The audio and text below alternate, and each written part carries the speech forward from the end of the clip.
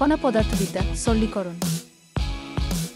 কণা পদার্থবিদ্যা বা কোয়ান্টাম ফিজিক্স নামটা শুনে কঠিন মনে হলেও আসলে এটা খুবই মজার। আমাদের চারপাশের সবকিছু, এমনকি আপনি নিজেও ছোট ছোট কণা দিয়ে তৈরি। এই কণাগুলো কিভাবে কাজ করে সেটাই আমরা কণা পদার্থবিদ্যায় আলোচনা করি। আমাদের চেনা জগৎ থেকে কণা জগৎ কিন্তু একটু আলাদা। এখানে সবকিছু একটু অন্যরকমভাবে চলে। একটা কণা একই সময়ে একাধিক জায়গায় থাকতে পারে, অনেকটা ভূতের মতো। এই যে একই সময়ে একাধিক জায়গায় থাকার ব্যাপারটা, একে বলে সুপারপজিশন। ভাবুন তো, আপনি একই সাথে পড়তে বসলেন, আবার খেলতে গেলেন। কণা জগতে এটা সম্ভব।